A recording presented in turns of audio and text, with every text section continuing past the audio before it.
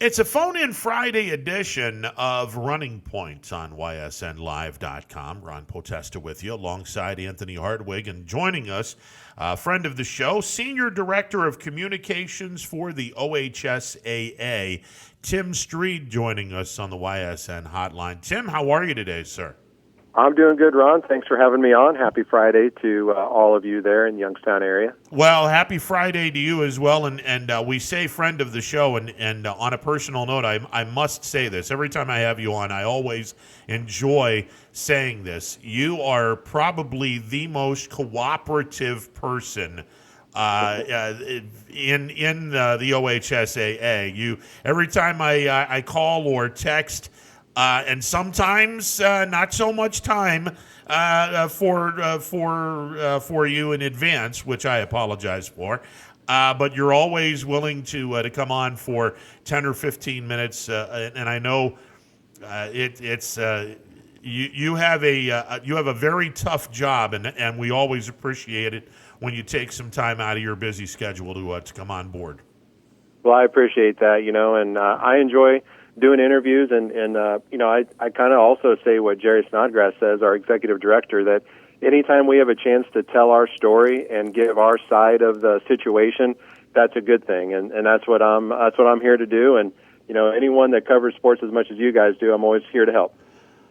Tim, yesterday The Athletic came out with a story. The title of this story: OHSAA faces major changes, possible collapse if there's no football in the fall. Tom Reed and Aaron Portzline wrote the story. Tim, how much went in from your guys' behalf to this story on The Athletic yesterday? Yeah, we did have some input, and Jerry Snodgrass, our executive director, is quoted quite a bit. He and Tom Reed spoke for about an hour the night before the story came out. Tom Reed and Aaron Portzline, good friends of mine. I enjoy reading their coverage. So when Tom reached out to me, I think it was Tuesday, and said that they were working on a story, I knew that we would want to help and get our information to them. That's always my approach, is that we want to be helpful and make sure that our side of the story is included. But, Tom had picked up, and I know his editors had picked up some information that certainly a lot of that was accurate, that, we're facing tough times here financially at the OHSAA. There's no sugarcoating that. And, it's also no secret that the football playoffs accounts for about 1/3 of our revenue for the year. So based on all that we have already lost with the cancellation of the basketball and wrestling state tournaments and the cancellation of all the spring sports, and if we have a scenario where we don't get our normal revenue from the football playoffs, then it's going to be tough. I mean, it's tough already. So I think his article just kind of brought to light some of the issues that we are facing, and I didn't think it was a bad thing. I think that anytime people have the chance to learn about the OHSAA, the fact that we don't get tax dollars, the fact that our member schools don't pay fees, is kind of an eye-opening article for a lot of people. Yeah, that's the one thing that I took out of it. The bigger thing, other than the fact that you guys are close to financial ruin if you don't have football season, the other big thing that I took out of this was, all right, all of the schools that are part of the OHSAA, you don't have membership dues. That to me is mind-numbing.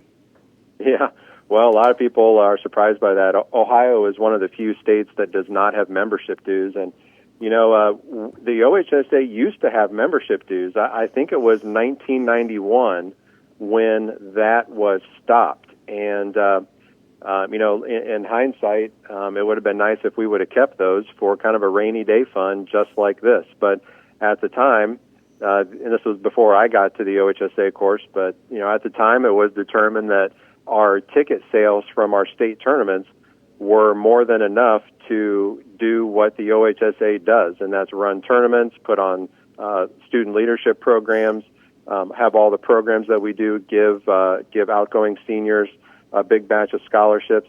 At the time, our ticket sales were enough to do all that, and who would have known that not too long after that, attendance would start going down as as the article points out, we have not had a sellout at a boys basketball state tournament game since LeBron James was there in 2003.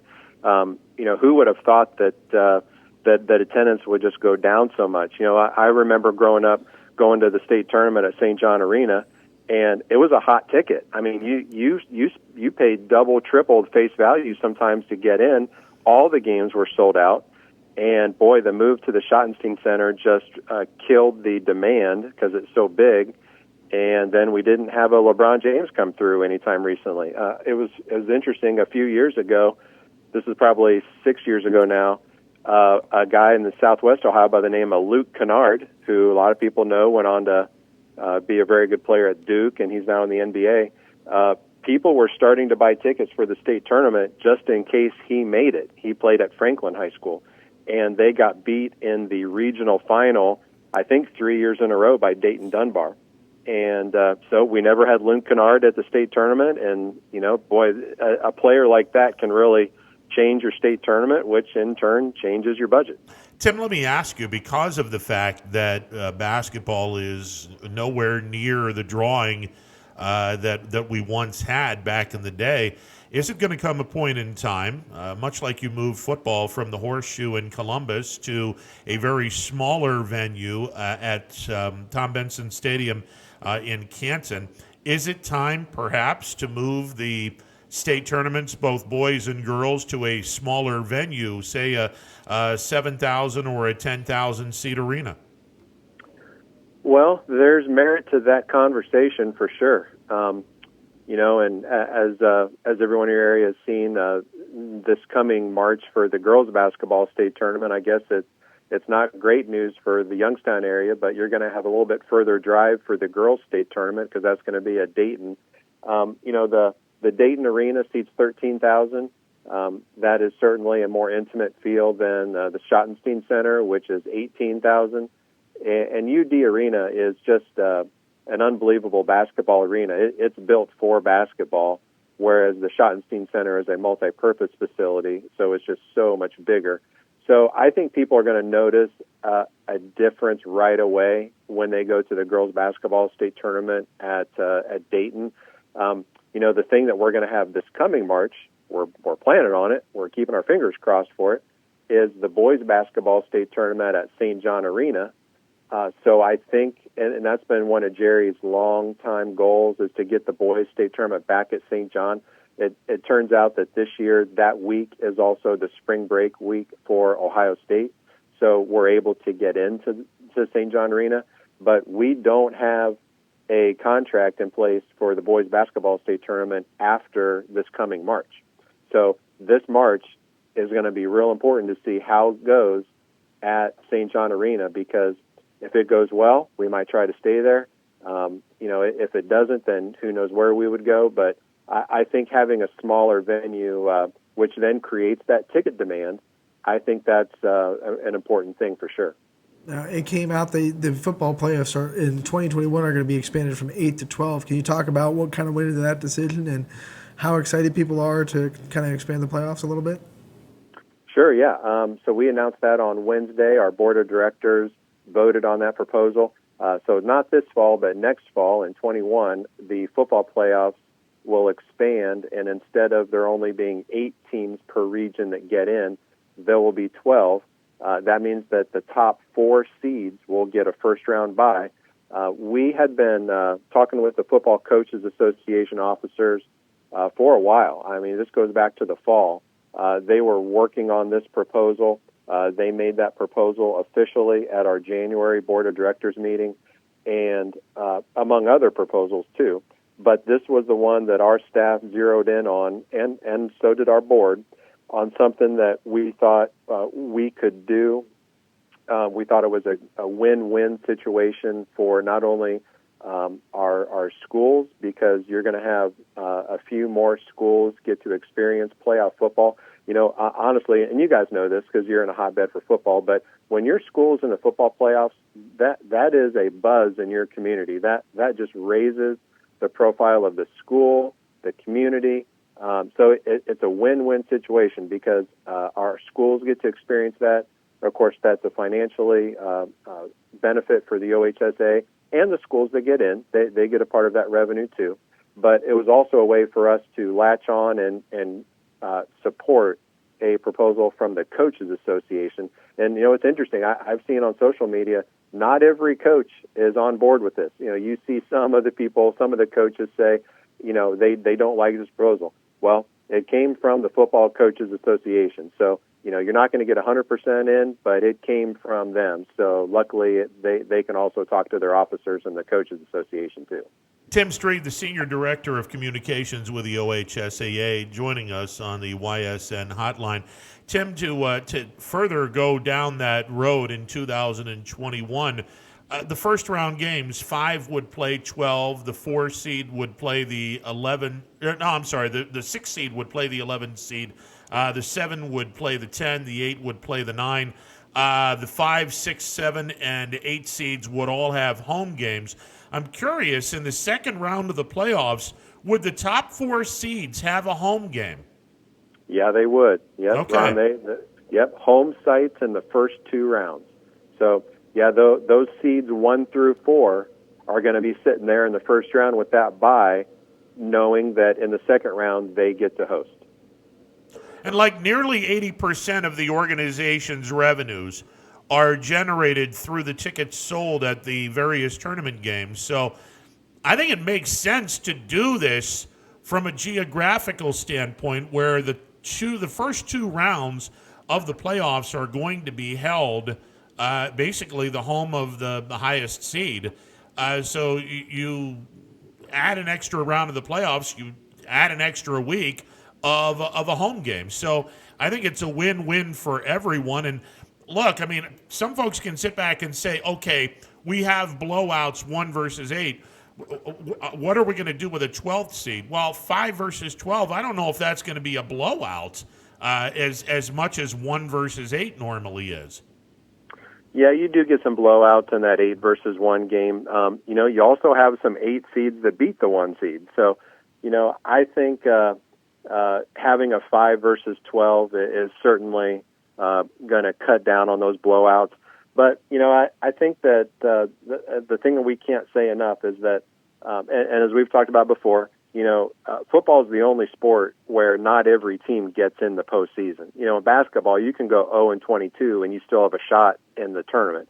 Well, in football, you have to finish now what would be in the top 12 next year to get in. And so, it's still about half of the schools get in the playoffs. And, for schools to have that opportunity is just something that, like I said, it's a win-win situation. They benefit, the OHSA benefits, and we still got some details to work out, though, especially with the timing of the start of the season, because as we said in the release, we want the state championship games to still fall on that first full weekend of December. So we're going to have to start the season a little earlier is probably what's going to happen.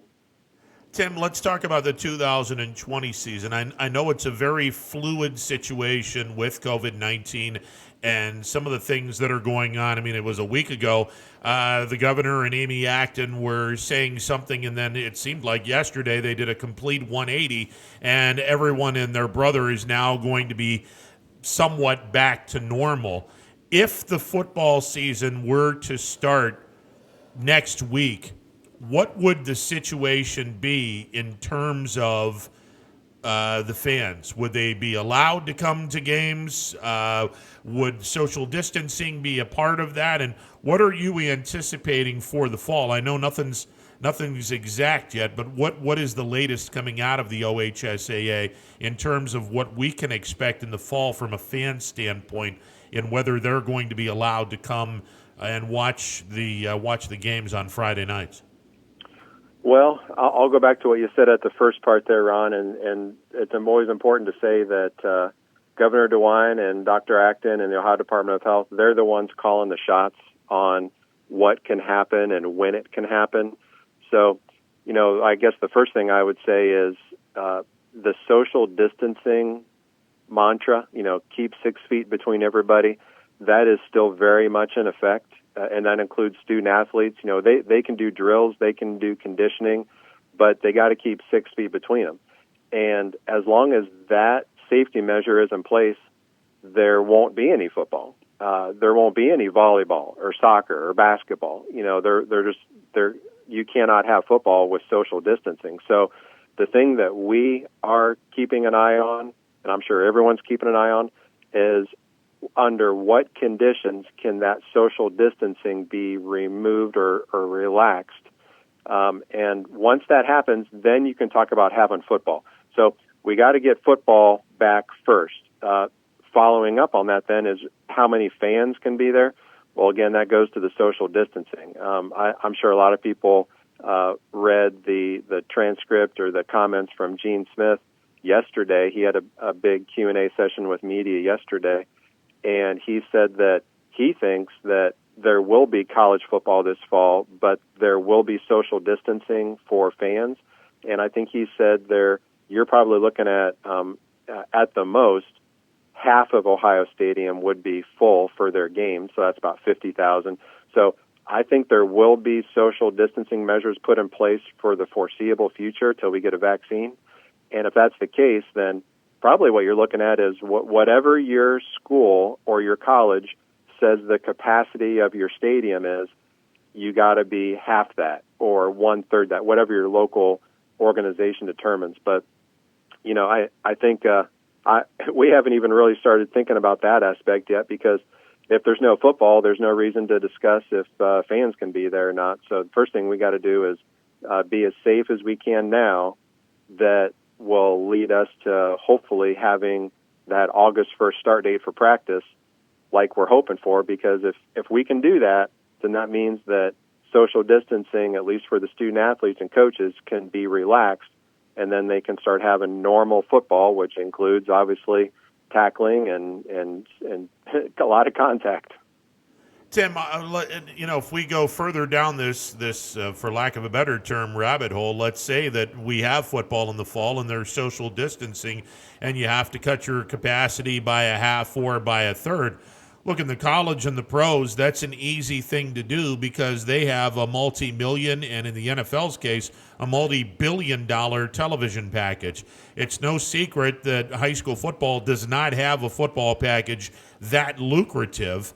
What would what would high schools then be forced to do? Because I, off the top of my head, to try to recoup that money, you would probably be charging more money to watch a high school football game. Yeah, that would be one solution, wouldn't it? If you have a 7,000 seat stadium, and for your home game you can only sell 3,000 tickets, or even less than that. That could be one option that schools do, and that's raise the ticket price to try to recoup some of that. I'm sure some schools would certainly consider doing that. We haven't even had that conversation yet regarding the playoffs. The OHSA sets the price for the playoff tickets, but our schools set the price for their regular season home games. That certainly would be an option. I think there's several things. Maybe our schools would do some kind of pay-per-view video for their home games. They are currently allowed to do that if they want. I think there's some options out there. I think as we get into the summer and late summer, those decisions will have to be made. One of the good things that we have at the high school level is that we can wait a little bit longer before we make some of our decisions because we're local. We're all here in Ohio. I think what you're going to start seeing is colleges and professional sports, they're going to have to start making their announcements on what they're going to do probably here in June, because there's so many logistics involved and ticketing and huge stadiums that you have to create new manifests for. So they're going to start making those decisions here soon, I think. And then, a lot of it's going to be based on the Ohio Department of Health that will tell us how many people can be in your stadium. And the last thing I'll say, too, about that is an outdoor stadium is a lot different than a gym. And if you're a volleyball player, or if you're already thinking about basketball this winter, if your gym can seat 1,000 people, how many people can you have in that gym that is a safe number to have? Because an indoor space, as we've been told and as we've learned, an indoor space is a lot different than an outdoor space. Back before basketball shut down, the rules were going to be the players were going to get like 4 tickets per player to get to bring to games in the tournament. Do you think that's a viable option for football? If we're saying limited fans, you can give each player 4 tickets and they can have their immediate family in the crowd? Yeah, that's an option. I bet you'll see something like that transpire, where the student athletes and the coaches will each get a certain allotment of tickets that they can have sold. Yeah, you probably see something like that. I mean, that was our solution to the no mass gatherings that came down on March 10th. That was our solution, and I bet you'll see some schools follow that same idea. That was at least a good way to determine who could get in and who could not. The schools will determine that for their home regular season games. Luckily, the OHSAA doesn't really have to make that announcement for the playoffs for quite a while, but our schools are going to have to make that decision before we do. Tim Stried, Senior Director of Communications with the OHSAA. Tim, a couple more things before we let you go. Number one, and this is a interest level for me because I coach junior high basketball at my alma mater, Leetonia High School. Question for you: open gym and the training portion of the off-season training and conditioning for the basketball players. Is there going to be a point in time where the basketball players are allowed to take part in open gym? Well, I think there will be eventually. I don't think it's going to be real soon because you still have your social distancing in effect. But the thing that was announced yesterday by Lieutenant Governor John Husted, and then, of course, the ODH and Mike DeWine then followed that up. But, activities can resume under this list of safety precautions, and the biggest one is social distancing. So, I would say if I'm a basketball coach and your school allows your gym to be open, tell you what you could do is bring, your team in, make sure you keep social distancing, and everyone has their own ball. But you could do drills, you could do layups, you can do, passes against the wall, you can do shooting. So you can do lots of things. You can run lines. I'm sure they would love that. You can do lots of things, but just think of it this way: whatever you can do while keeping the 6-foot social distance rule, you can do as long as your school district allows your facility to be open. Hey, Tim, one final thing. If there's no football season, and again, we'll go right back to where we started with the article in the Athletic where the OHSAA is facing a possible collapse if there is no football in the fall. I tell people that the OHSAA has a tremendous service where they are the sheriff in a world of people trying to do as much as they can to get as many championships as possible. And I tell people that if you have a problem with the OHSAA, think about this. Life without anyone being a decision maker or the final say in whether a person is eligible or not, life would be a whole lot more messy in the state of Ohio when it comes to high school sports if we had a Wild West mentality. Yeah, you're right. It would be the Wild West, and I think I do think that high school sports would live on. I think what you'd have is the various coaches associations trying to run or put together some kind of tournament format. That's what happens right now in some of our non-OHSAA sports. For example, boys volleyball, water polo. Some of our schools have water polo. Some of their school district near me even has equestrian. Cheerleading is a good example. Girls wrestling is now a new example where the coaches associations run the tournament. I think that's what you'd have if there was no OHSAA, but I think that even if we don't have the football playoffs this fall, which I think we will, but even if we don't, I think the OHSAA still has the capability to keep its doors open for a while after that. I think what you would have is basically a skeleton office. You'd have only a few people in the office, and I wouldn't be one of them, I can tell you that. But you'd have a few people in the office. You'd probably have things like every school would have to pay a membership due. You would probably have tournament entry fees, which we currently only have in like 2 sports. You would basically have a lot smaller and less nice venues for our tournaments.